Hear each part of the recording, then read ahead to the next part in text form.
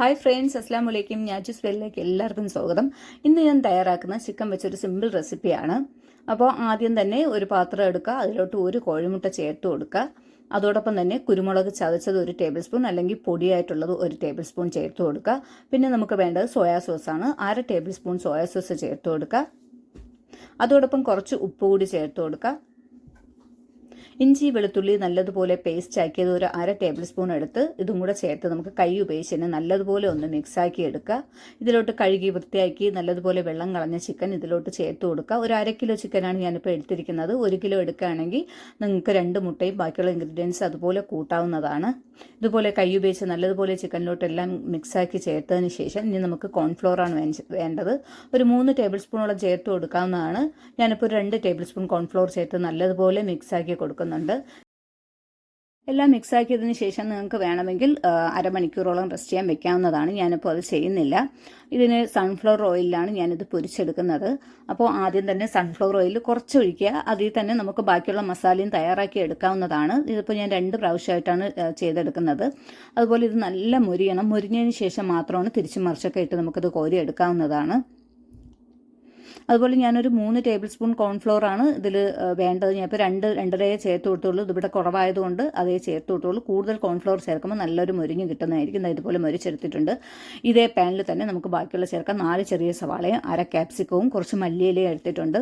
അപ്പോൾ ക്യാപ്സിക്കവും സവാളയും ഇതുപോലെ സ്ക്വയറായിട്ടാണ് അരിഞ്ഞിരിക്കുന്നത്. നിങ്ങൾക്ക് ഇഷ്ടമുള്ള രീതിയിൽ അരിഞ്ഞെടുക്കാവുന്നതാണ്. ഇതിൽ ഇനി നമുക്ക് വേണ്ടത് ഇഞ്ചി വെളുത്തുള്ളി പേസ്റ്റ്, അതും കൂടെ ഒരു അര ടേബിൾ സ്പൂണോളം ചേർത്ത് കൊടുക്കാമെന്ന്. അതും കൂടെ ചേർത്തതിന് ശേഷം നല്ലതുപോലെ ഫ്ലെയിം കൂട്ടി വെച്ച് ഇതുപോലെ ഒന്ന് വാട്ടിയെടുക്കാവുന്നതാണ്. അപ്പോൾ ഫ്ലെയിം കുറച്ച് വെച്ച് നമുക്കത് വേവിച്ചെടുക്കേണ്ട കാര്യമില്ല. ഇത് ചെറിയ രീതിയിൽ സവാളയൊക്കെ ഒന്ന് മുരിഞ്ഞ് കിട്ടുന്ന രീതിയിൽ ഒന്ന് വാട്ടിയെടുക്കണം. അപ്പോൾ ഇതുപോലെ ഒന്ന് കൈയെടുക്കാതെ ഒന്ന് മിക്സ് ചെയ്ത് കൊടുക്കുക. നമ്മൾ ചിക്കൻ അന്ന് നേരത്തെ മിക്സ് ചെയ്തിട്ട് 1/2 ടേബിൾ സ്പൂൺ മുളക് പൊടി ചേർത്ത് കൊടുക്കുക. ആ പാത്രത്തിൽ തന്നെ 1/2 ടേബിൾ സ്പൂൺ മുളക് പൊടി ചേർത്ത് കൊടുക്കുക. അതോടൊപ്പം 2 പിഞ്ചോളം മഞ്ഞൾപ്പൊടി ചേർത്ത് കൊടുക്കുക. അപ്പോൾ ഇതിൽ നമ്മൾ മുളക് പൊടിയൊക്കെ കുറച്ചാണ് ചേർക്കുന്നത്. കൂടുതൽ കുരുമുളക് പൊടിയാണ് ചേർത്ത് കൊടുക്കുന്നത്. ഇനി ടൊമാറ്റോ സോസ് ചേർത്ത് കൊടുക്കാം. ഒരു 2.5 ടേബിൾ സ്പൂണോളം ടൊമാറ്റോ സോസ് ചേർത്ത് കൊടുത്തിട്ടുണ്ട്. അതേപോലെ സോയാ സോസ് ഒരു 1/2 ടേബിൾ സ്പൂൺ ചേർത്ത് കൊടുക്കാം. ഇനി നമുക്ക് വേണ്ടത് കുരുമുളക് പൊടിയാണ്. 1 ടേബിൾ സ്പൂൺ കുരുമുളക് പൊടി കൂടെ ചേർത്ത് കൊടുക്കാം. എന്നിട്ട് കുറച്ച് വെള്ളം കൂടെ ചേർത്ത് ഇതിനെ നല്ലതുപോലെ ഒന്ന് മിക്സാക്കി എടുക്കാം. ഈ കൂട്ടിന് വേണം നമുക്ക് നല്ലതുപോലെ വാടി മുരിഞ്ഞ് കിട്ടിയ ഉള്ളിയിലോട്ട് ചേർത്ത് കൊടുക്കാൻ വേണ്ടി. ഇതുപോലെ ആയിട്ടുണ്ട്, നല്ല വാടി കെട്ടിയിട്ടുണ്ട്. അപ്പോൾ ഇതിലോട്ട് ഇനി നമുക്കിത് ചേർത്ത് കൊടുക്കാവുന്നതാണ്. ഇതിപ്പോൾ ഫ്ലെയിം നല്ല കൂട്ടി തന്നെ വെച്ചിട്ടുണ്ട്. അപ്പോൾ ഇതിൻ്റെ പച്ചച്ചുവയൊക്കെ ഇതിങ്ങനെ മിക്സ് ആക്കുമ്പോൾ തന്നെ പൊടികളുടെ പച്ചച്ചുവയൊക്കെ മാറും. ഇതോടൊപ്പം തന്നെ നമുക്ക് ചിക്കൻ ചേർത്ത് കൊടുക്കാം. എല്ലാം കൂടെ മിക്സാക്കിയതിന് ശേഷം കുറച്ചുകൂടി ഇനി ചേർക്കുമ്പോൾ കുറച്ചുകൂടി ചൂടുവെള്ളം വേണമെങ്കിൽ ഒന്ന് ചേർത്ത് കൊടുക്കാം. എന്നിട്ട് നമുക്കിനി നല്ലതുപോലെ ഇതുപോലെ തന്നെ ഇളക്കി യോജിപ്പിച്ചതിന് ശേഷം നിങ്ങൾക്ക് എരിവ് വേണമെങ്കിൽ കുറച്ചുകൂടി കുരുമുളക് പൊടി ചേർത്ത് കൊടുക്കാവുന്നതാണ്. ഇനി സോസ് ഐറ്റംസ് ഒന്നും തന്നെ ചേർക്കേണ്ട കാര്യമില്ല. ഇതുപോലെ തന്നെ ഇനി ഉപ്പ് വേണമെങ്കിൽ ചെറിയ രീതിയിൽ വേണമെങ്കിൽ അതും ചേർത്ത് കൊടുക്കാവുന്നതാണ്.